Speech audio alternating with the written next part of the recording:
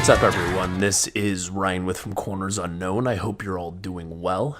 Welcome back to our artist interview series, and in this episode, I speak with Duncan Park. Duncan is a rather eclectic musician based in Durban, South Africa, who operates under a handful of monikers. He has a bluesy, lo-fi black metal project infused with grisly undercurrents of sludge titled Listeriosis, a track of which you'll be hearing after this introduction. He contributes guitar snippets and arrangement ideas to an experimental electronic project named Dr. Haphazard's Magic Factory, and his latest musical endeavor, Return to Worm Mountain, is a synth-laden psychedelic garage rock outfit comprised primarily of Duncan on guitar and Cam Lofstrand on drums, though both play a myriad of other instruments to texture this endeavor. Chief among Duncan's instrumental palette is guitar, and with his knack and love for this instrument, he began producing and releasing traditionally structured folk compositions under his own name back in 2017 on Bandcamp. And as time forged ahead, Duncan began experimenting with liberating compositional techniques, incorporating drones that lull beneath his lush and evocative fretwork. In the conversation ahead, Duncan delves into each of the aforementioned projects and discusses what he has learned from each. He speaks about how he came into contact with extreme metal, his love for drone, how his compositional approach has evolved as he works with more musicians, and a good deal more. And just as a brief aside before this conversation unfolds, I wanted to note that From Corners Unknown is currently undergoing some rebranding. There will be a more formal post about this rebranding in the coming weeks, but I felt compelled to just mention this here so as to make you all aware that changes will be rolling out, likely near the end of February 2019. But with that note out of the way, I wanted to thank you all for your continued support. If you're enjoying these podcasts, it would be sincerely appreciated if you subscribe to us on whichever platform you're broadcasting this from, and any feedback or suggestions you have for us is much appreciated as well. Just after this introduction, I will play for you folks a Listeriosis track titled Shadows, and after the conversation concludes, I will play for you a Return to Worm Mountain track titled Song for the Pig Children. As always, thank you so much for tuning into our podcast, and thank you for any and all support you can give Duncan and his various projects.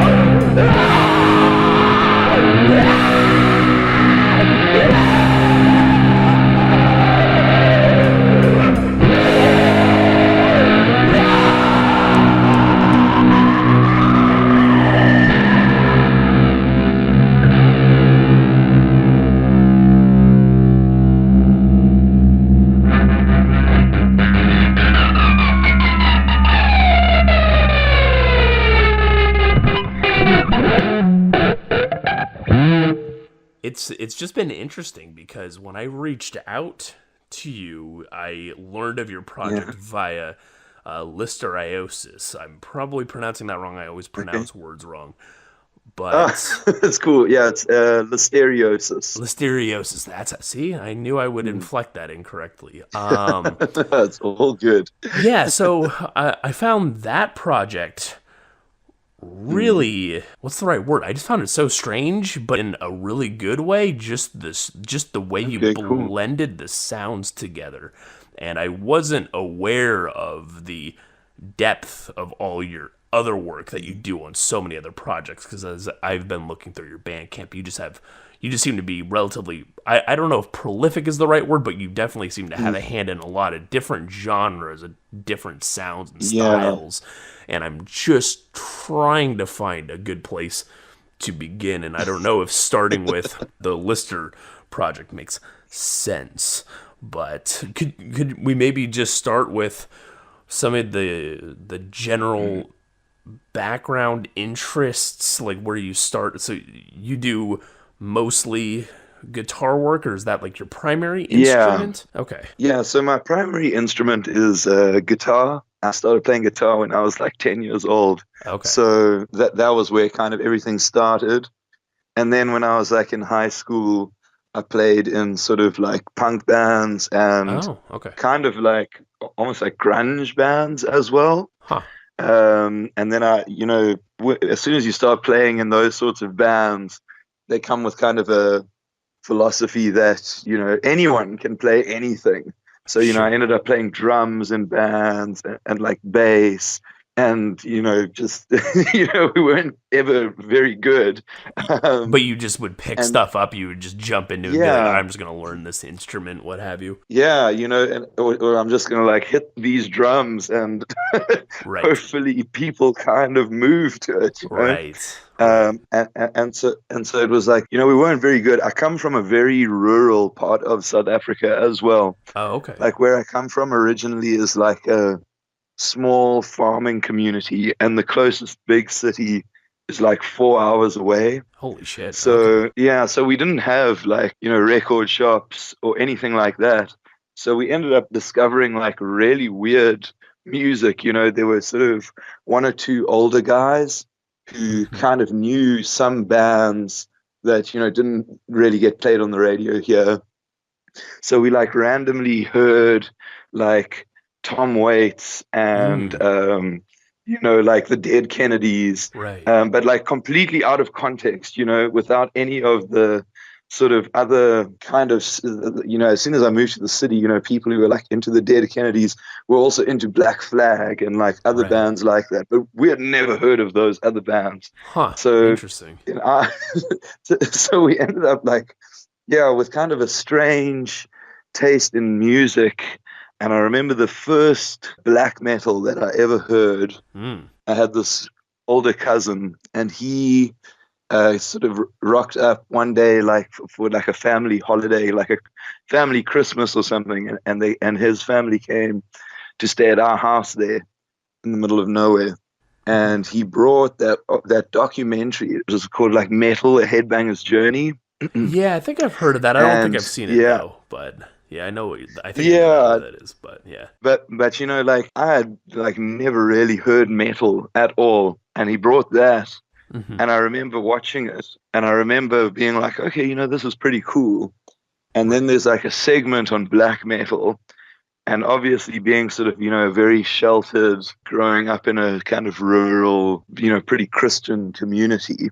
Hmm. When the segment on black metal came on, it was like genuinely shocking. It Really? was, Huh. like obviously they wheel out the kind of, the now very regular story of, mayhem and then like, Yes. Dead shooting himself and Right. making necklaces out of his skull and his burning churches and stuff. And I was just Right. like, whoa, these guys are like on another level. And even though like I didn't, necessarily want to do the same things that they did, when Right. you see something that shocking when you're like 14, 15 years old, you really want to hear the music that people like that make. And so that kind of started a search for me where and those albums are really hard to get. I think they're hard to get all over the world, but in South Africa, it's like impossible to Yeah, find that sort I of can't stuff. even imagine. And was that it? And are you speaking specifically to Mm. the rural area, or when you even moved to the city? Is that even Yeah, yeah. is it even difficult to find that kind of stuff in some sense? Yeah, no. So that, but it made it really fun. It was like, wow, here's this really obscure thing that Hmm. no one knows about and is yet so extreme. And because it's so extreme, kind of feels dangerous, and Right. that becomes quite addictive. And ever since that, I've really loved extreme music just Okay. because it feels dangerous. But when I talk about extreme music, like, I feel not necessarily just in metal music can be extreme. Hmm. Like, I mean, I'm sure you've seen sort of a lot of the music that I put out is largely acoustic guitar Hmm. based. Yeah. And I remember discovering this band called Comus, and they were like this folk band in the early 70s from Britain. Hmm. And they were like a reaction to sort of the hippie movement. Hmm. So it's just like this really weird, far out folk, and their lyrics are really dark. Like, they have a song, Diana, which is, about this strange like character who she ends up being raped in the song, and it's really dark and really Hmm. intense, but it's still like rooted in that traditional British folk. Oh, and the Opeth album, My Arms, Your Hearse. Yeah. That Yeah. that title is actually a lyric from one of their songs. And so I Oh was like, wow. oh, so like later down, I was like, oh, okay, wait a minute. I see, Yeah. there's actually some like crossover between these sorts of different styles. And when I Interesting. started seeing that sort of thing, I was like, wow, okay, so genres are actually not that well defined. You're allowed to branch out and add a little bit of whatever you want in your music. Right. But yeah, I think I've kind of gone off track here, but No, no, no, but not at all, man. I always love listening to folks ramble just because I don't know, there's just so much more that we can explore. That's why I like doing these yeah, podcasts because, we can just talk about yeah, whatever. It's not very structured and just seeing where stuff goes. yeah, I've loved that a lot more than just me asking you questions I've written up, and then we're like, all right, let's go move on. Let's be done with this. I just like to see how it organically evolves. yeah. But anyway, so like I think kind of just exploring a wide variety of different music, just as a listener, kind of opened up to me the fact that you don't have to record things professionally in a studio. Hmm. Black metal obviously taught me that. Yes. Yeah. And then things like you don't have to write songs that are like 3 minutes long and verse, bridge, Right. chorus. You can really just do anything.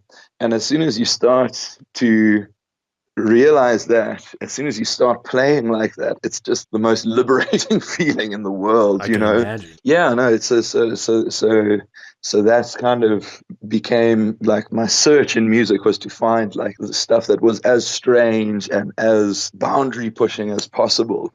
And Right. so, when I think of music being extreme, I think of it as being something that pushes whatever it's doing to the ultimate extreme limits.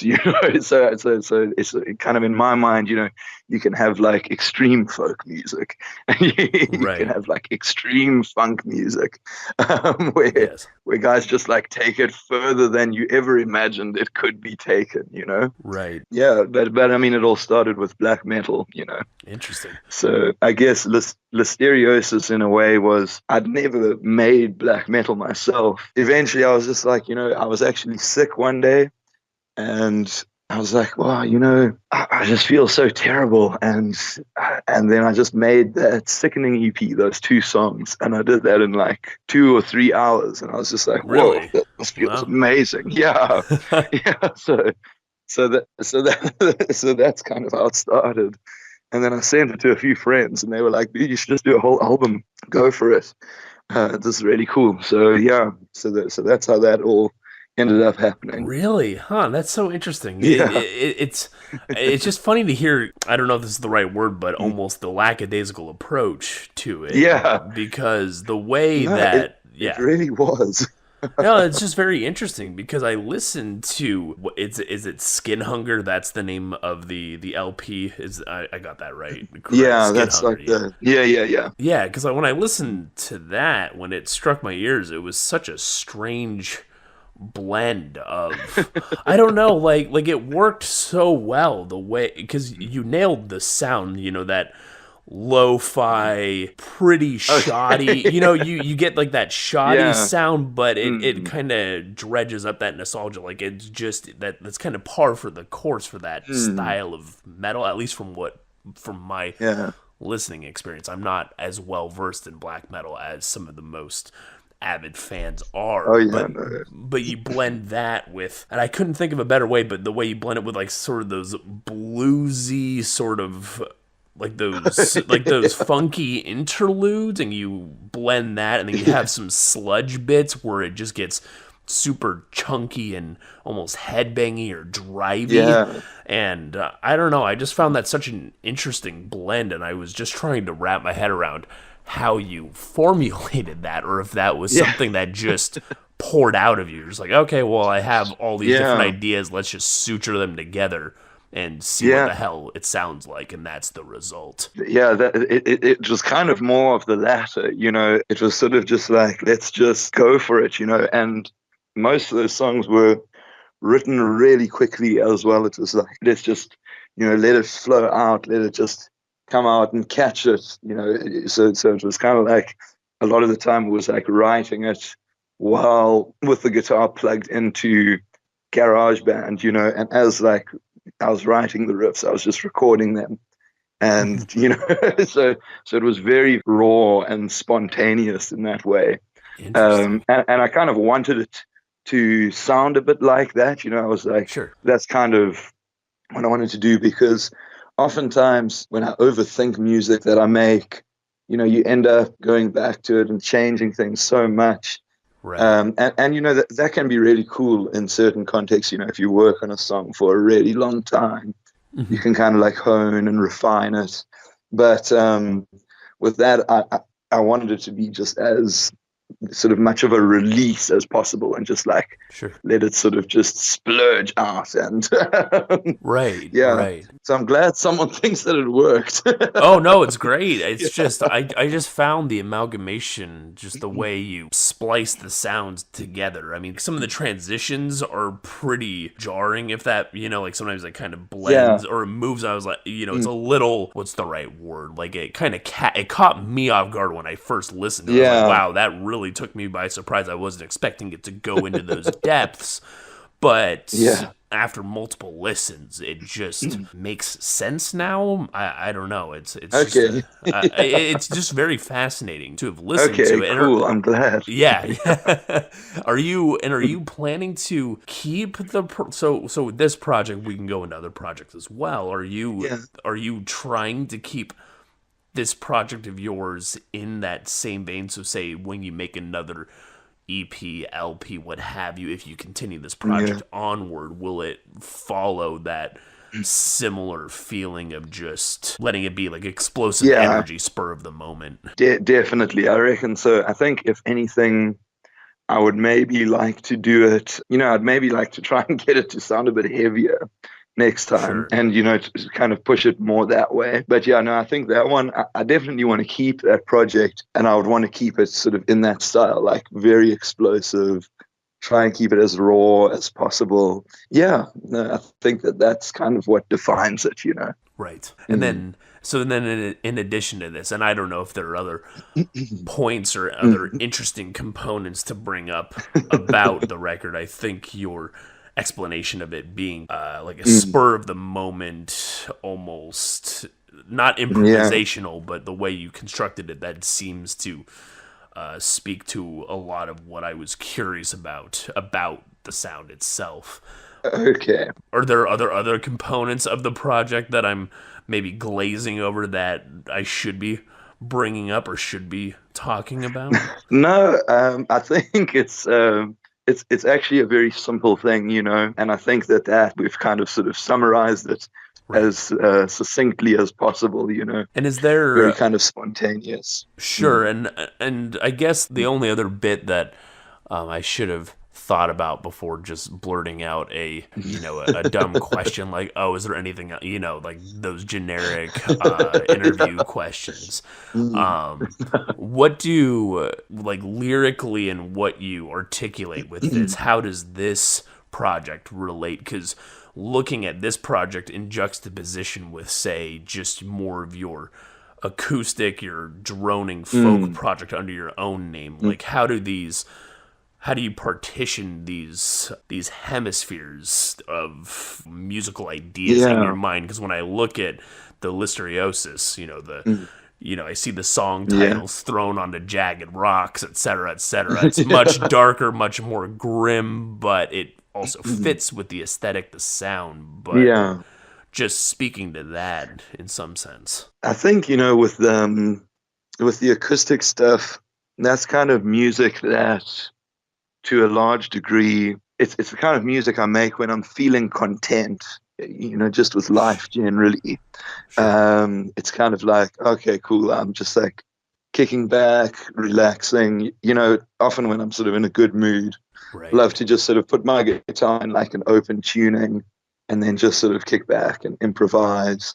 And that's where a lot of that sort of music comes from. I It's a see. lot of that sort of open tuning, just fiddling around on the guitar kind of thing. Sure. Whereas with Listeriosis, it's very much so from a much, much darker place. Right. And look, I think, everyone in the world has sort of problems and has things to be angry about. And then oftentimes you don't even really realize that you are angry about certain things or that you have these sorts of issues, or you don't realize how much certain things are affecting you until you have a channel to kind of unload on, or Right. release through.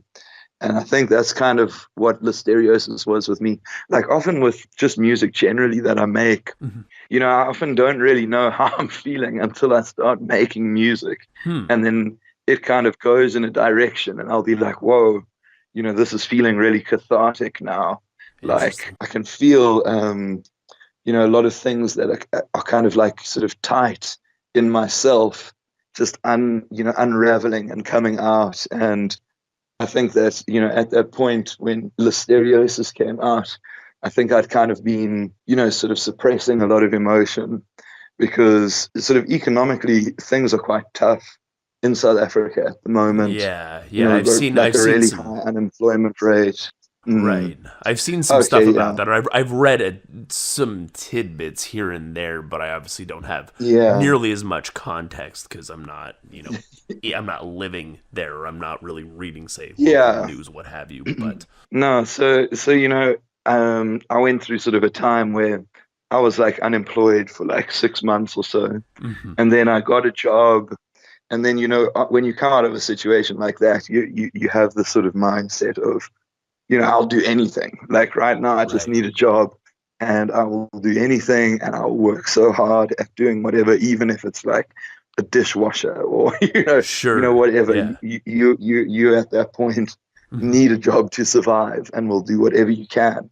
Right, And so I got a job, and then you throw yourself sort of so deep into it that you're just focusing on that, and you kind of neglect your own sort of mental well-being, as it sure, were. And so then when I made that Listeriosis, I kind of, as I said, I got sick, and mhm. then I had sort of some time to myself at home, and I think that, there was a lot of stuff that I'd just been sort of holding on to. And, in life, that happens a lot where you don't have time to kind of, reflect on yourself and how you're Right, feeling and how you're coping sort of mentally and emotionally, right. because there's certain things you got to do. Yeah, no, of And you've got to course. put that sort of stuff aside and be like, okay, right now, I need to find a place to live.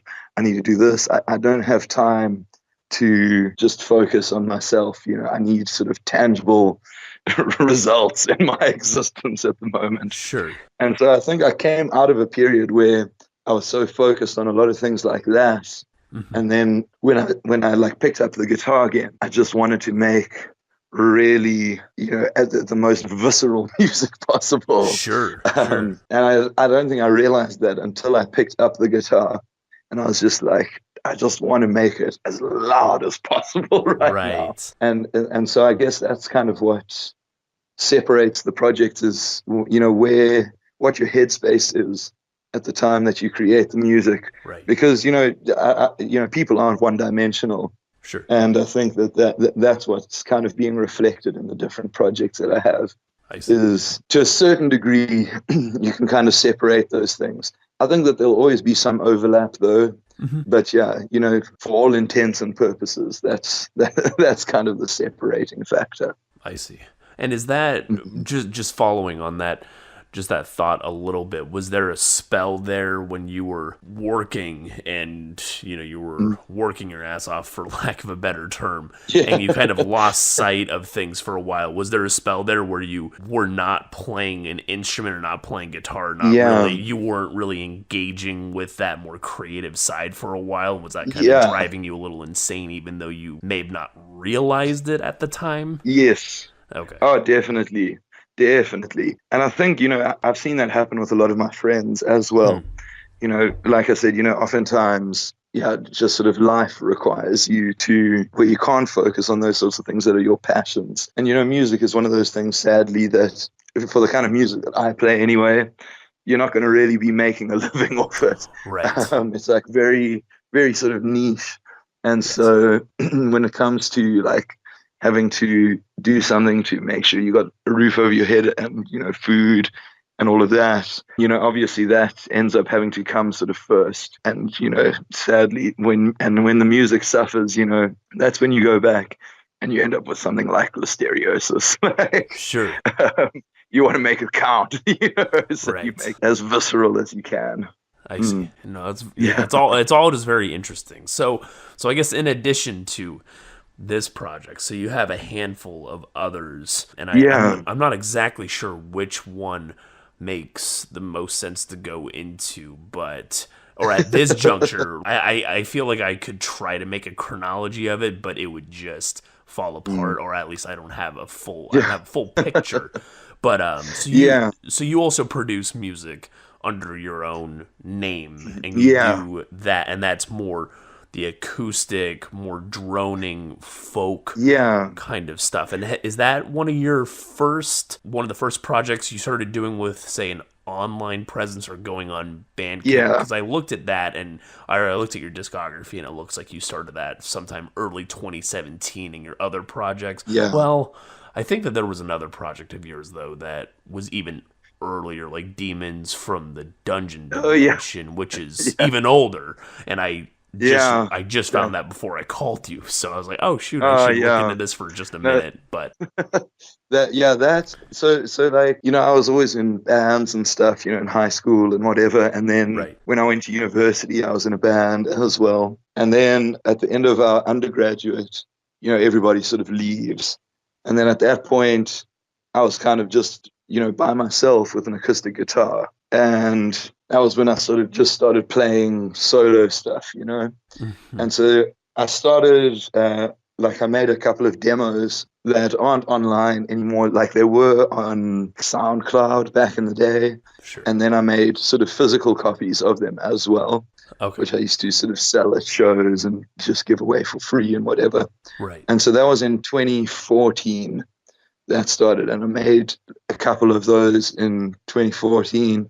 2015, and then in 2016, I think, was it in 2016 where I started putting on Bandcamp? I can't actually remember. Yeah, I think that was when I did the demon stuff. Yeah. I mean, based on what research I was able to do, it looks like, at least on the Demons, it was. It looks like the last release you put out was August 2015, and it even said like this is the last track. Like I'm kind of like done with this project. I was like, oh, okay. So I thought it was a completely different avenue to explore, but it looks like it was relatively short-lived. Like there was one album with 2 tracks and then one final follow-up. But no, so like the Demon stuff, to be honest, I'm not that wild about. I don't feel that close to that project anymore. I think, I think that for me, that was kind of a time where I was learning a lot about recording myself. I So see. that was kind of the guinea pig for learning how to record. So it sounds pretty terrible. Sure. But I mean, you gotta my start stuff somewhere, now right? still, yeah, you got to start somewhere. And so, my stuff now still sounds very lo-fi, but it's kind of a lo-fi that I'm happy with, Sure. if that makes sense. Yeah. Whereas it's just like, I don't know, I think that at that point, I was just trying to figure a bunch of things out. But I mean, it's there, it's online. Like, if you've got the time, by all means, check it out. And that was quite cool because it was also my way of kind of getting into doom music, Mm-hmm. which I was kind of into at that point. But then I was like, okay, doom, it's quite bluesy, and Mm-hmm. also sort of sludgy and that sort of thing. So I think a lot of that sound ended up actually in Listeriosis, like what I kind of started there in Right. terms of sort of heavy-ish, bluesy, sludgy kind of stuff. I think that's where it Right. all started. But yeah, as you say, it was very short-lived. After that, I kind of got more into the solo stuff Mm-hmm. where I was just playing acoustic guitar.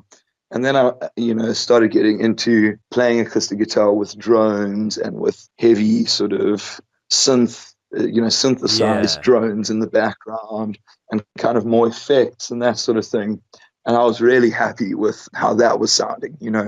I was like, okay, cool. This is finally kind of music that I'm making that I actually like. Right. And was If this that makes sense, yeah, and were you when you originally started doing some of the solo Yeah, output, I wasn't able to listen to all of your releases just because yeah. there are a No, handful of no, them, but understandable. yes, Yeah, yes. Someday I will probably get to. I've been listening to actually "Asleep in the Grass" a decent bit after you turned me on to it. yeah. But I was Oh, curious. okay. Yeah, yeah. I was curious if you. No, no. Yeah, "Sleep in the Grass." But then the title. What the hell is the title of that album? The Oh, after the earth is burned. After the Earth is Burned. Yes, thank you for correcting me on that. Yeah. Nice. Yeah, I don't know Sure. what the hell I was thinking on that. So, when you started doing the solo stuff, I'm a little interested or trying to dig somewhat into how you developed that droning sound. So, did you start off more or less with more kind of what folks typically expect, more of the rudimentary or the verse chorus as Yeah. you were describing? So you start Oh, with yeah. something very Definitely. familiar, very simple, and then Yeah. how did you broaden that? How did you say, okay, I want to screw with this Mm. template and really draw the songs Yeah. out and add these synths? Because it's such an I haven't come across too many projects that sound like it, and I'm sure that Yeah. there are others out there, but it's just an interesting blend of sound that works very well. Yeah. So I'm just interested Yeah. in No, that. no. I was very happy with it. If you listen to if you ever one day sort of go back onto that Bandcamp page for Hmm. my solo stuff, you'll hear like the earlier stuff is kind of, more middle of the road, verse, chorus, verse kind of thing. And Sure. that's quite a hard pattern to break. It's just, it's like a structure that you kind of get so normalized to, like that's what 90% of people in the Western world anyway, Hmm. like expect music to sound like. Right. And it's their only understanding of music in a lot of cases. Like that's people, that's the only kind of music they've ever been exposed to. And, to Right. them, that is the only way music can be. So it's Right. quite tricky to step out of that. And I think with those sort of EPs and things that I was doing, Hmm. it was like a case of like, right, I really want to push things beyond this. I want to find a way to break out beyond just, standard generic songwriting. And Right. so, with acoustic guitar, there's a long history of using open tunings. Like the old blues guys in like the 20s in America, Hmm. they were using open tunings way back then, even to give themselves sort of a new sound and to, it gives the guitar like a completely different quality, I think. Hmm. And then I was kind of pushing in that direction, but then to be honest, there's a band called Six Organs of Admittance. I don't know Okay. if you've ever. I encountered don't. them. I've not, but I think They're I even US saw you. bands. Oh, are they? Okay, I think I saw you note them on your first or one of your releases. I think Oh yeah, was it yeah, Friday's probably. Tongue? Good. I was looking at like just Oh your yeah, earliest it was one. I probably on that one. okay, yeah, I Yeah. saw that. Yeah, Six Organs of Admittance, and then yeah, Nick Drake and So, some other folks. I was like, I've never heard of yeah, these yeah. folks. So Six Organs of Admittance is an active project. He's still going. It's Hmm. basically one guy. And then on albums, like other people play with him and perform with him sometimes. Some of his albums are just him alone. And he, like when I discovered his music, that was quite inspirational because he basically gave me that template of just churn stuff out and and explore because he has released tons of albums and EPs and like 7-inch singles and all sorts of stuff like that. And he very much so has made albums which are drone, and he's made albums which are folk, and he's also done some of the blending in that. And that was kind of the first place where I heard it. But the I way see. that he does it, it's pretty much all acoustic instruments. So he has like those weird, sort of Indian instruments like tanpuras and Hmm. harmoniums to create Okay. those very organic sounding drones. Interesting. And so for a long time, I was like, oh man, I need to get a tempura Right. um, Right. so that I can make drones. And then obviously, like that, it's just not going to happen. um, Sure. they're super expensive Oh, and are you they? have to like Okay. import India. And yeah, they're like these huge, they almost look like a big sitar, but it lies Oh. down on the ground and you like sit on it. So Huh. it's this massive thing. But it'd be like Or it would anyway, be that thousands of dollars or well beyond that yeah, even. Oh like shit. it's Okay. super expensive. Or anyway, that's like what I understand them to be. I might even be wrong, No, sure, but Um, yeah, but I can't speak yeah, to much of this because I'm so I can talk about music with folks, but I like when it comes to any sort of technicalities, I'm usually yeah, completely aloof. So, yeah. But so like then I just got over it and I was like, I've got like in this day and age, you have so much kind of synthesized sound available at your fingertips. You can mhm. like download apps that are like synth apps, and you can tweak them to get the kind of tones that you're after. So that's basically what I did, and I started making those sort of synthesized drones and like bringing kind of sort of digital swells in the music and that sort of thing. Yeah, and then that's where that started. And then I would like make drones in a certain key, and Mhm. then I would just tune my guitar into an open tuning in that key, and then like improvise over the top of it.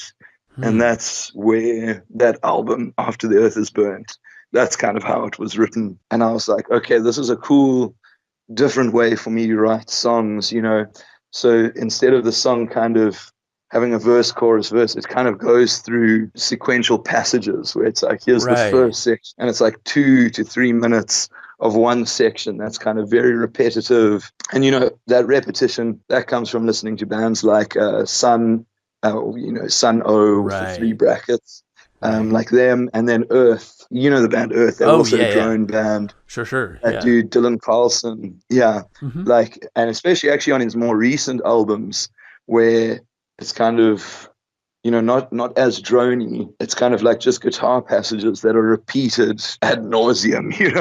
Right. like they just play the same thing over and over and over again.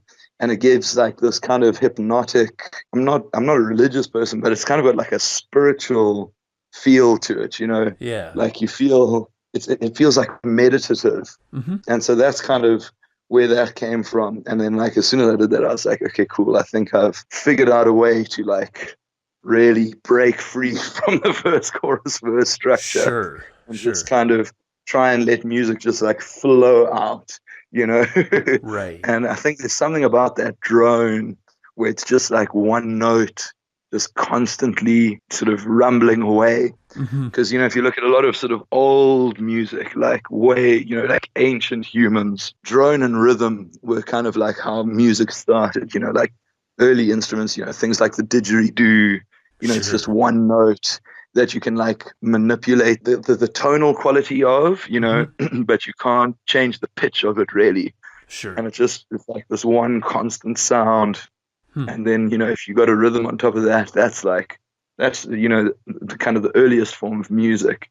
And I think there's something that like it stirs inside of you, like some sort of primitive, Yeah.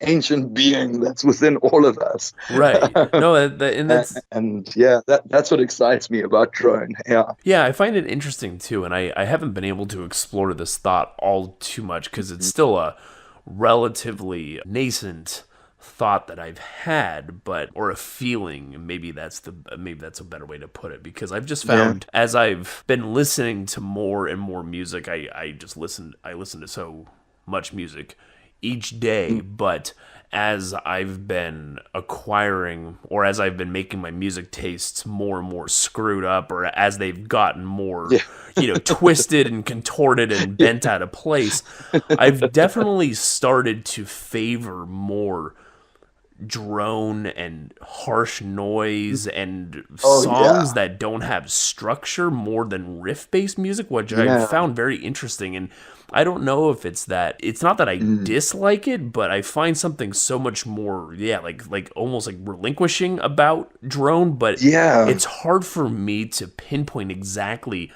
what it is that fascinates me with it because I don't know, it just seems more like this constant stream of energy that you kind of Yeah. just feel more or I don't know Mm. it's like a weird mood, but I don't know, I find it interesting how you're Yeah. describing it, and then I'm trying to think of what with that, is there anything with drone, is there any way like in your mind like that you can really Mm. expand beyond drone, or is that kind of the outer limit in a sense? Like how do you see say some of your other projects evolving, Oh, or like on that tangent yeah. if there's something there to Uh, discuss. what sort of thing are you actually asking? I Oh, think I sorry. No, no, might. no, no. It's that was a ridiculous question on my part. I was just No, trying. it's a cool one though, Yeah, no, I'm just trying to because like see. drone is so fascinating. Maybe we could just dive, or maybe we could just dive more into some of the what you find interesting about it, or what you Yeah. like what intrigues you about it, because just you've gone into it a bit, but as your project that is your own name, as Yeah. you continue this on, like how do you see it developing, and like have you been Yeah. honing your craft in drone? Like have you found out different, like I don't know, I'm trying to Yeah, explore it a no, no, bit no. I get because what you're saying. Like, I think that the one thing that I did realize, so like the kind of the first drone that I got into where I was like, okay, this is drone was Sun, yeah, Sun O with the three brackets. right. Um, because that's just like the drone is the thing that drives those songs. That's what it's Mm-hmm. all about. But after kind of getting into it more, you start realizing that it's in a lot of other music that Yeah. is even, very popular. Like Yeah. I was listening, what was I listening to the other day? I was listening to the album Wish You Were Here by Pink Floyd. Mm. And that whole first section, it's like that 12-minute song, Shine On You Crazy Diamond, Mm-hmm. is basically a drone song. Like there's a drone the whole way through, played on a keyboard, like a synthesized, Mm-hmm. just one note.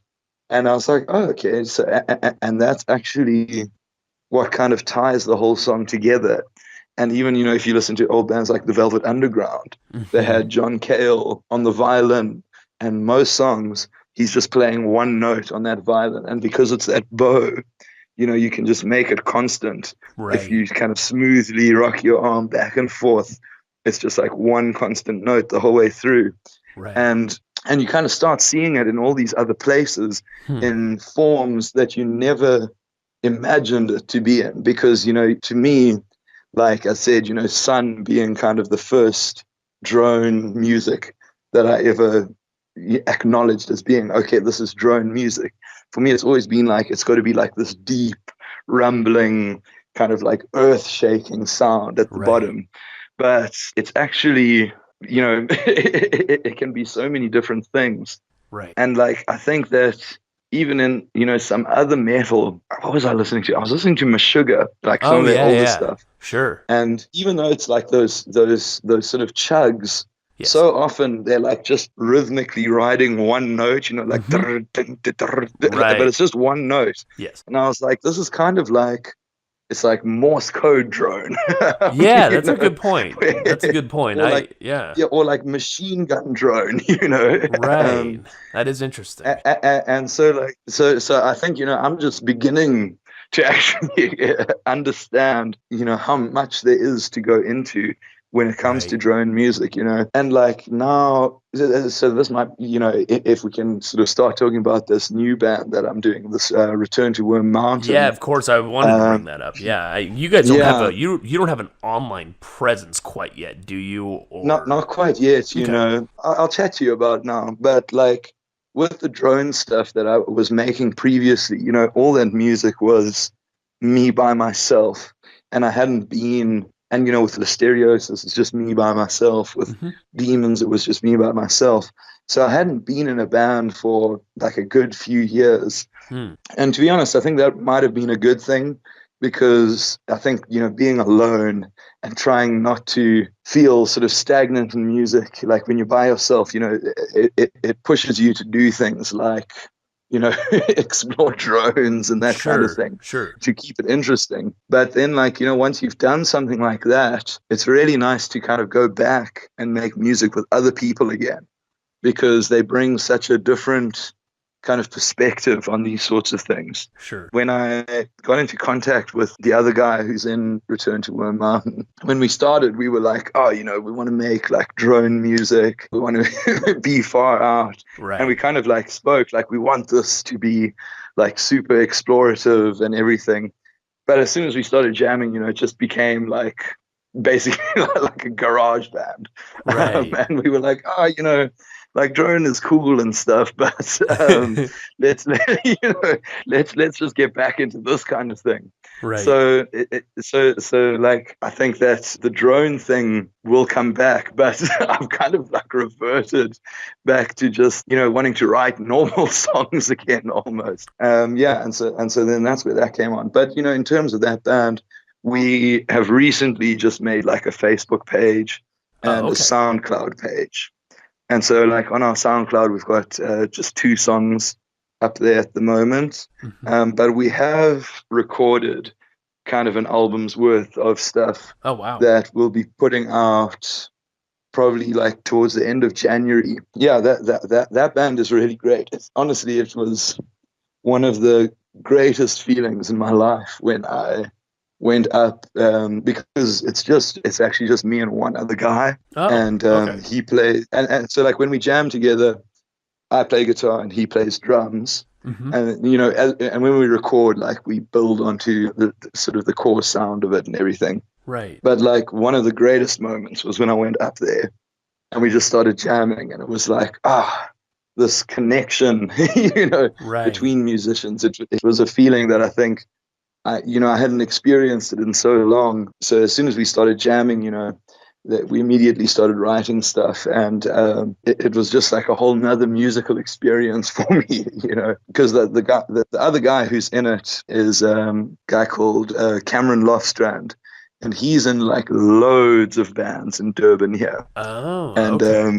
and so he's like a significant person in the music scene here. He Hmm. started with a band here called Black Math, and they kind of were the first band in Durban who created this garage sound that Hmm. now so many bands here are in that style. Oh, So, interesting. so they, yeah, A so they pioneer kind of of sorts. started, yeah, like, yeah. I know if he were talking, you would deny it, but but but definitely like as someone who is just an outside observer, like Yes. that's definitely where it all started. And then Interesting. now there's like a really thriving music scene here. I mean, people always complain, oh, the music scene isn't doing so well. But I think when you when you grew up in like deep rural farmlands, people don't realize how good they got it actually. Sure. And so Sure. now there's like a whole load of garage bands here, and definitely a style of music that's on the rise in South Africa generally is like sludge and doom. There's like loads of really good doom metal bands that have been coming up over the last year or so. Interesting. So yeah, so like with this project now, I think it's like quite a big step away from my own isolated personal musical journey. Yeah. Because like the solo stuff and Listeriosis, that stuff kind of happened, not within the context of a broader local music scene. Right. Whereas this Return to Worm Mountain, is much more integrated with the music that's happening around in our area at this point in time. Sure. So like it's just like amazes me like how many different musical experiences one can have, Right. when you're making it, and it's just really cool. So I'm like riding on that trip now. So I don't know when I'll go back to sort of exploring the solo stuff again. Yeah, but that was going to be my probably next. sooner rather than later. Yeah, that was going to be another question. I was also a bit interested, and even though even though it's pretty much impossible to predict the future, forecast the future, what have you, it would be interesting to see if some of the connection you've established or some of the connection you've felt in Return to Worm Mountain, of how that may influence or how that may trickle into your solo projects, or if you would have, or maybe if you would end up inviting somebody else to collaborate or work with you on some of the solo stuff, or kind of open up and see how that would splinter off and create a different sound. I don't know. Yeah, no. That is exactly, the way that I'm starting to think now is if I do something solo, I definitely want to include other people on it. Previously, like, one of the reasons why I ended up just making stuff by myself is because musicians are kind of notoriously unreliable. And, I've gotten that tidbit from a handful of artists I've spoken to that are like, they're flaky as fuck. I was like, I've had my fair share of bad experiences this last year, I would say. But like at the same time, you can't really blame people because like it's a passion thing, and if your expectation of them is something that they're not actually willing to do, like it's not like a 9 to 5. They're not signing a contract with you. Okay, I will jam with you from this time to this time once a week. It's a very unreliable kind of scene to be a part of. And then also just sort of logistically, maybe there's someone who's really keen to record with you, but they live like in another city, or they live, somewhere else. And like technology to a certain degree, I think can overcome that. But I am yet to really have the confidence to like send, a song in progress to someone for them to record on. I think I need to brush up on my technical skills before I can do something like that. But definitely, like, I would be really keen to include more people in sort of my sort of solo recording kind of stuff in future. I think that would be great, because also like I forgot how much you learn from other people when you play with them. They're like, you're like, whoa, this person got like this totally different style. They approach the instrument so differently to the way I would, and it kind of just gives you that fresh perspective, which is what keeps things inspiring. Right. And how would you say? So I think. Sorry, go ahead. No. I was just going to say, I think collaboration is definitely something I need to be doing more of. Sure. And this could be, I don't know. I'm trying to think of the right way to phrase this question. Since I don't really write my questions down. That's cool. Yeah, I prefer it this way. Yes, I tend to fumble through stuff, and I appreciate people who listen to put up with my incoherent rambling. But when you went to go, or when you started jamming with the other dude in Return to Worm Mountain, what was, I don't know, I'm trying to get some pulse on what that, for you personally, like how just the feeling, and what was what were some of the things that you learned about yourself as a musician from, say, being more in your own universe doing your solo stuff, and then going out and just saying, okay, I'm gonna go work with this other dude and I'm just gonna see what the hell happens. Like, what was that change like, and what were some of the things that I just learned, a multitude of things I never even thought about. Okay, like there were a bunch of things. So like, firstly, I think because I've been making my own solo stuff for so long, Hmm. it was like, I think maybe I'd become like a bit of a control freak when it came to my making of music and that. As soon as you start jamming with someone else, Cameron in particular, Hmm. he's a very chilled guy. And he was like, whoa, let's just like ride the song for an hour and we just play it and we see how it goes and we take it slowly. Whereas, I've always been someone who's like, okay, I've got this idea. I'm going to record it right now. Great, there, it's done. I Let's see. move on. And I he see. was like, no, no, no, we've got to jam on these songs and we've got to like work them out. And that was a huge thing for me Hmm. because it really did, help the project get an identity of its own, where you just sort of like explore these things, more and Sure. more and more. Another great thing with him is because, he's sort of the drummer in this project, but, in other bands, he's been the guitarist, he's the front man for his main band. Hmm. And he plays synth, and he's got like a really rich set of perspectives on playing music. Right. He plays lots of instruments, he plays in lots of bands, and so what was really cool for me was how he thinks about rhythms and Hmm. how he thinks about beats and stuff.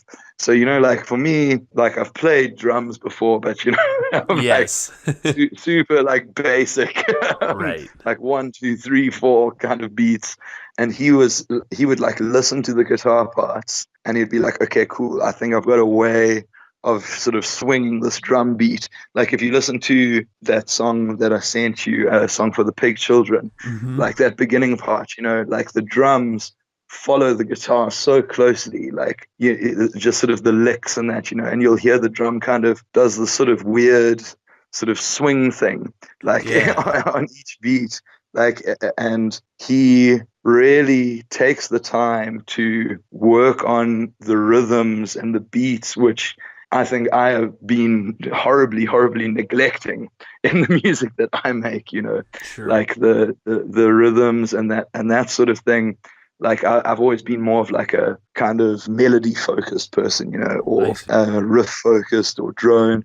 And he like brings this really like, and it feels like very down to earth, the way that he thinks about it. He's like, the rhythm is the actual thing that hits people and like moves the song. Right. So, from that point of view, it's definitely been really good for me. And then, yeah, so those are like a couple of the things Hmm. that have been great.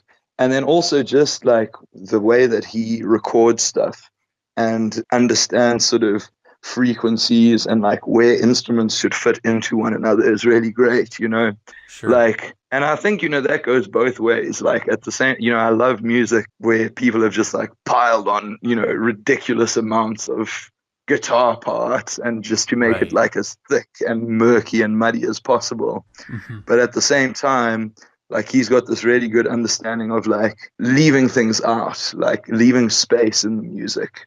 Huh. Because on that song I was like, cool man, I want to like put lead guitar parts and I want to do that. And he was like, no, no, no, no, no, you're gonna clutter it up too much.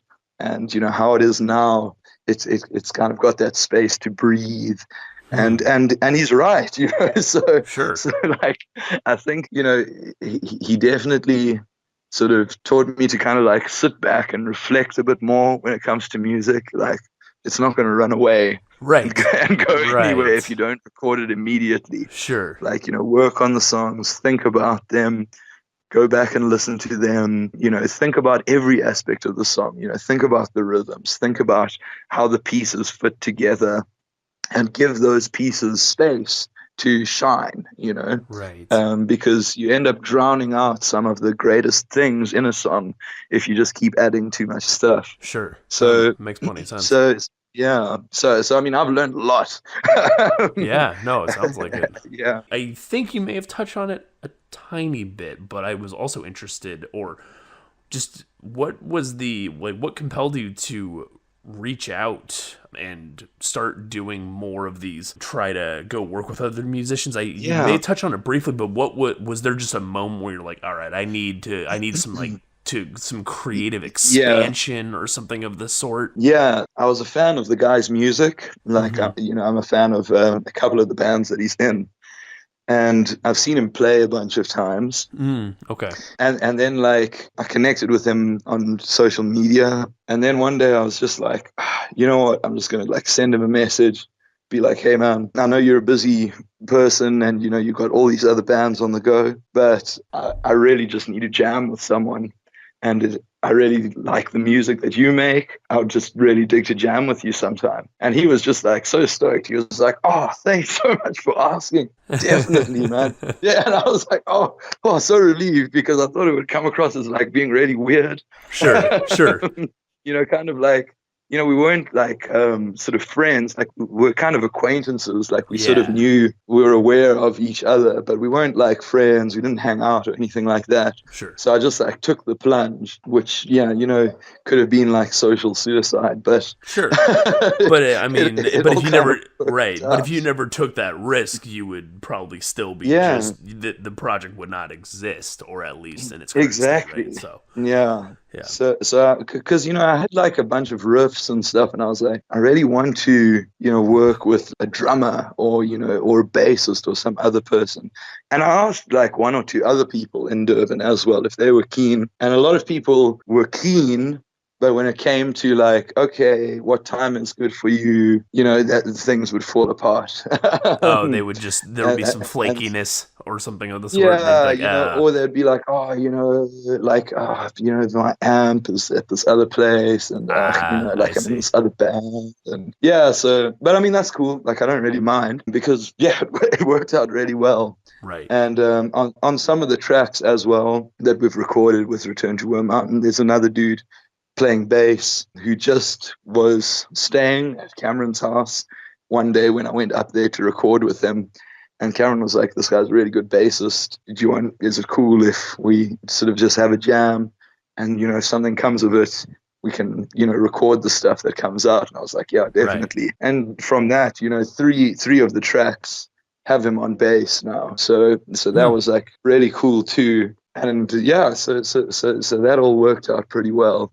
But like the way it started was literally just, I really want to jam with someone who is a really good musician, so I'm just going to ask him. Right.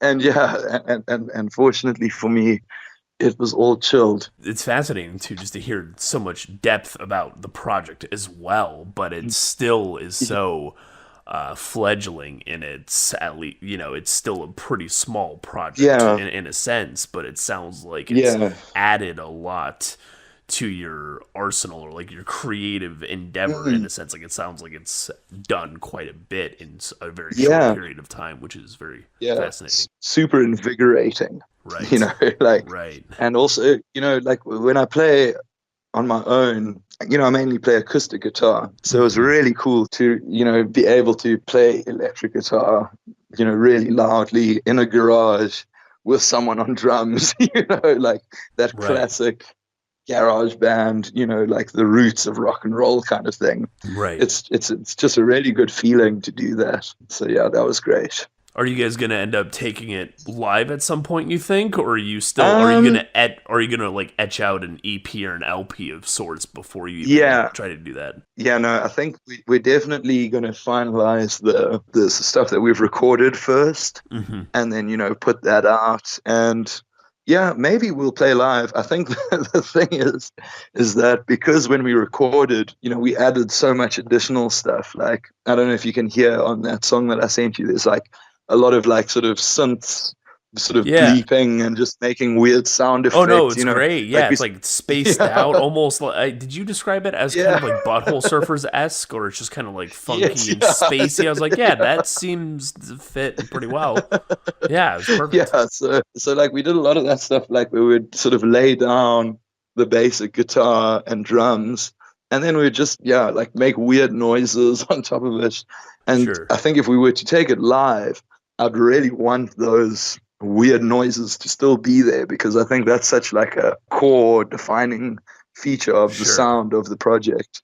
So if we were to take it live, I think we'd have to get more people to play with us. Yeah, that's another thing for another time. I think we'll just first focus on finishing up the recording, and then we'll see what happens from there. Yeah, there's another project of yours. I wasn't able to listen to it too much, but I don't know if you wanted to go into some more depth on it. But Yeah. the Doctor Haphazard's Magic Factory, Ah, yeah, that's yes. a pretty funny name, or at least like I just saw that I was like, man, that it's just like it's like a mouthful of a name, Yeah. but it intrigued me. Okay, and, yeah. and I haven't been No, able to. so that is mainly another guy, a guy called William Randalls Mhm. is sort of the guy behind that. And he's a really interesting person to make music with, because Hmm. he is like not at all, he can't like name chords and play them on guitar. He just, he knows like nothing about music theory, and he Hmm. does, he's got none of that sort of professional background.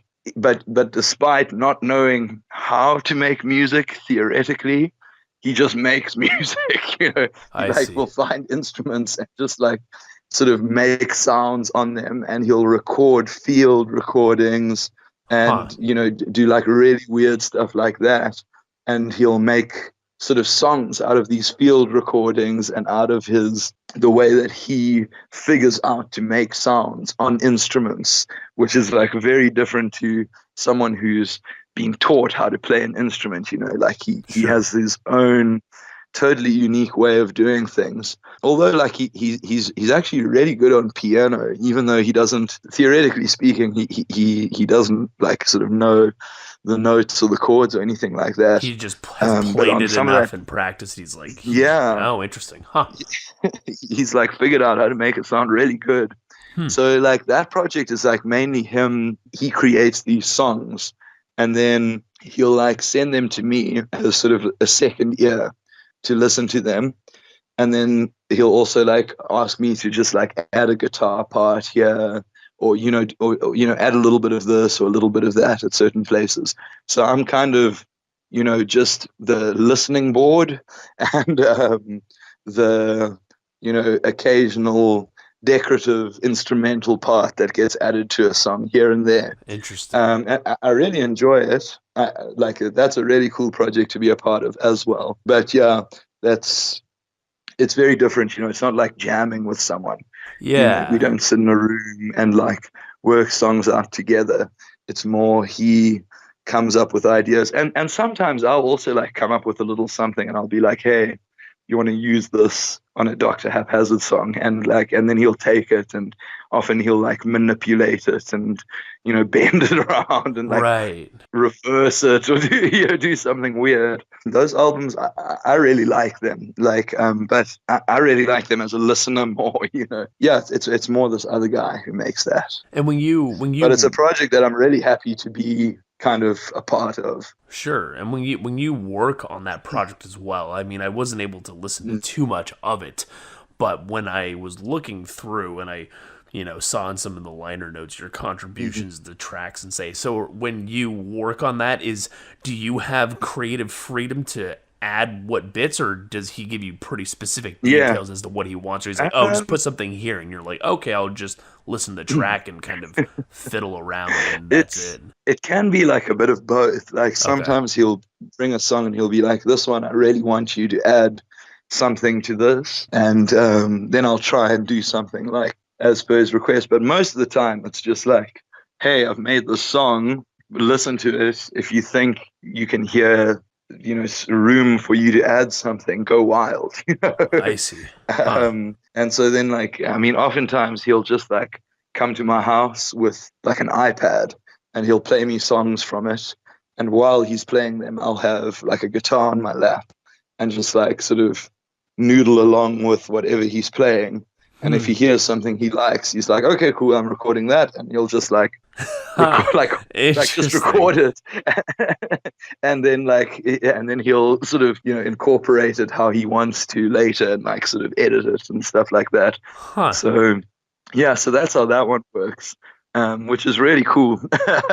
I really Yeah. enjoy it. Yeah, that It's sounds very like weird, but yeah, yeah, like yeah. No, and that's what I was gonna say. It sounds very weird, but in kind of a good way, or just the yeah, It sounds kind of funny too, or kind of like just Yeah, amusing. Like I can just imagine he's like just playing you the song, and he's just like, okay, stop, let me record that, and then you yeah, play it again, and then he just records it, and then goes and mangles it in a DAW or something, and then you're like, oh, okay, I yeah, contributed something to exactly. that. Yeah, Um, no. And like I remember this one time, like he sent me like a finished album, mhm. and I was listening to it, and I was like, and on one song I was like, what are these bells that you added to the song? And he's like, no, man, that's your guitar part. I just I just like tweaked it, you know. And I was like, what? It sounds like a xylophone or a glockenspiel or Really? something. Like how did you even do this? And he was like, I don't know, because he doesn't know like what he's doing most of the time. He's like, I don't know, like I just adjusted this thing and I accidentally put this plug-in on it, and then it just ended up like that. But you know, And I'm then he okay just with it. keeps, and then he just keeps it, and then he's like, "Oh, that sounds good," and Yeah, then just moves on. Oh exactly. man, that's fucking funny. Holy And, shit! and that's also like a really refreshing way to watch someone make music. They just Right, it's very much like a zero fucks mentality. Just right. like I don't care if no one listens to this. I'm totally just doing this for me, for myself.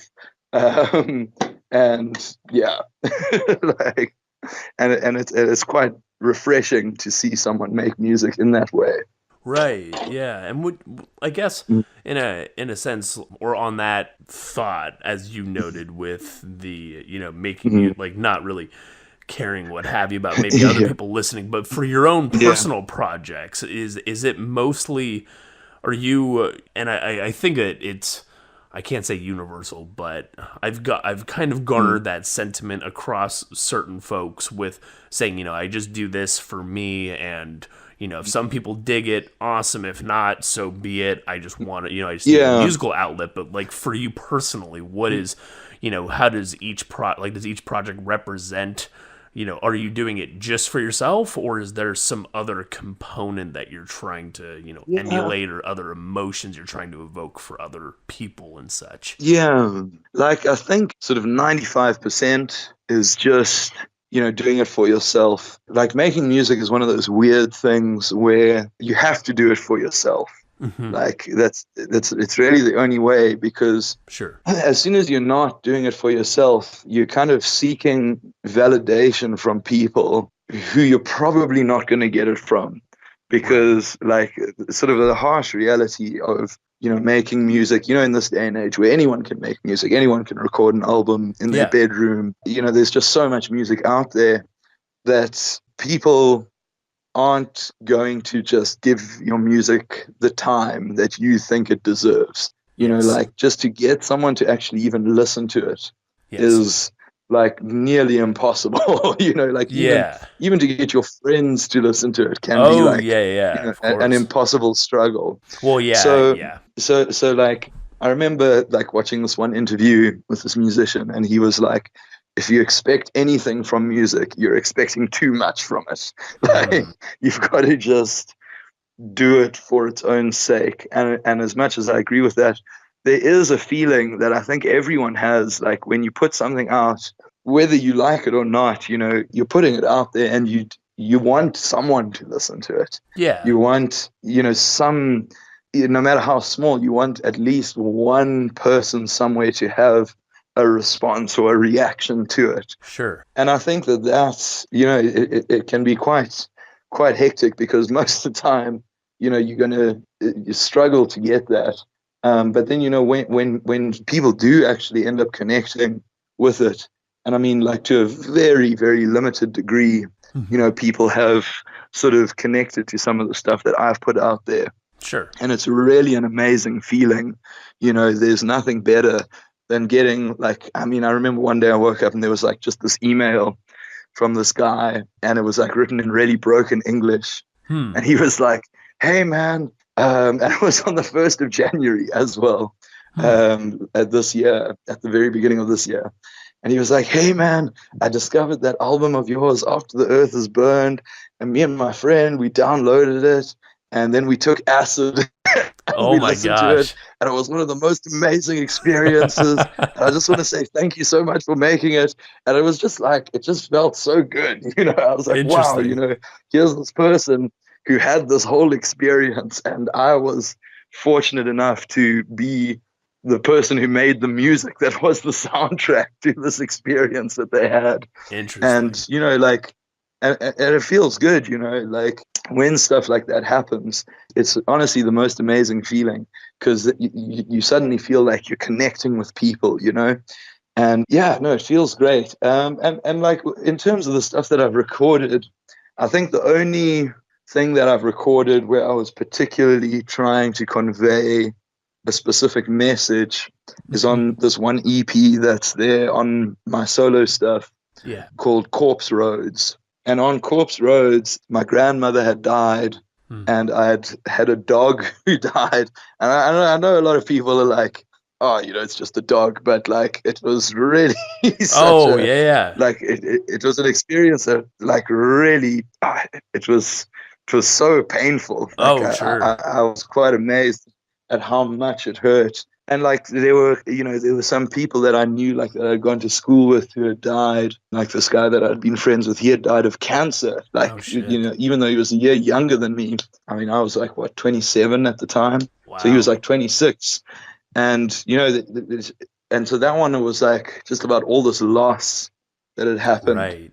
And so that was the feeling that I was trying to put into that music, was about how do you deal with this loss, Sure. because like it's such a bittersweet feeling, because obviously it's painful and terrible and soul crushing that this person, or these people that or this dog that you were amazingly close with and you had this amazing bond with, is gone. But at the same time, when you think about them, you only have these really amazing memories of like really wonderful times that you'll never forget. Right. So like, and that brings you a lot of happiness, but at the same time, there's not, now that's gone. But then, even in that sort of situation, like it's kind of a good analogy for life generally. I think that a lot of people kind of chase nostalgia. Like they Yeah. think that they had the best time of their lives when they were 18, 19, and now they're old, and they, like life is harder and that sort of thing. And they have this really sort of romanticized idea of what it was like back then. But you can never go back. And I do think like there's this great word in the Welsh language called hiraeth, which Hmm. means nostalgia for a time and place that never existed. Hmm. And Interesting. I think oftentimes, like, once something has passed you by, your memory of it sort of changes to romanticize it a lot Yes. more Oh than it yeah. may have been. Sure. And I think that, yeah, like it's like some people have a lot of difficulty with moving on just generally in life. But that EP is, how do you move on after someone, or so something close to you has died? Right. You can't just be sort of stuck trying to, reminisce on the past and think, that was sort of the best time in my life, and it's never going to Right. be as good as that again. So yeah, so that one is the only one where there was something very kind of clear trying to be Sure. conveyed. I see. Yeah, that's very Yeah. interesting too on Mhm. that thought. And we don't have I don't know. I've not heard Mhm. yeah, I've not heard that word before, but that seems to Yeah. summarize so much in that. And I don't know. Yeah. I get that Mhm. feeling even with some music that I listen to nowadays. Like I mean, be it whatever, Mm. what have you, memories, music, but Yeah. the romanticization, or like just romanticizing memories. And then if you Yeah. actually think about it hard enough, you're like, yeah, it really wasn't that great, but you just kind of Yeah. yearn for that older time because you're at the current Yeah. juncture in years, like, yeah, this kind of sucks, I want something else. I don't know, like Yeah.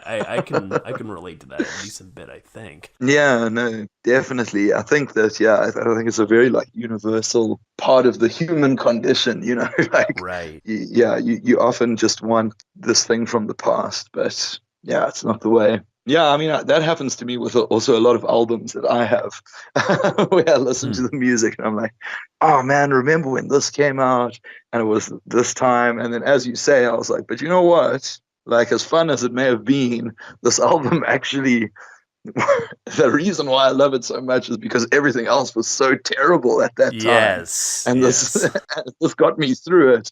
And I'm actually really glad that I'm on the other side now, you know. Right, right. But it's kind of Yeah. nice that it sounds like it's kind of nice to have some sort of like a Mm. digital paper trail of sorts where you can look back and Yeah. be like, oh, here's an album that kind of crystallized a certain moment or feeling, and Yeah. I'm well beyond that point now, but you can still be like, oh, look how far I've come, Yeah. or look how much Yeah. No. progress I've made, if that's a fair way to look at it. Yeah. No, it really is. Yeah.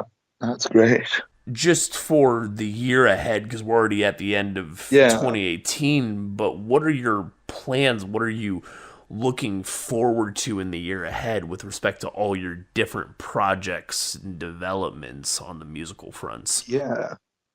Well, definitely sort of the kind of core focus right now is the Return to Worm Mountain stuff. Mm-hmm. Going to put an album out of that. Yeah, you know, so that's kind of the only place that I'm, you know, the only thing that's sort of concrete at the moment. I see. Um, Okay. I'll probably do another kind of more acoustic thing. I've already got sort of one or two ideas in the works there, and we'll see how that kind of comes through. But definitely, I would definitely like to do a lot more sort of collaborative stuff. Try and get people who can sort of play different instruments and that sort of thing to add to the music that I'm making. But I mean, yeah, right now, end of January, early February, Return to Worm Mountain album is where I'm looking. Perfect. Thank you very, very much. Likewise, I very much appreciate you taking the time, man.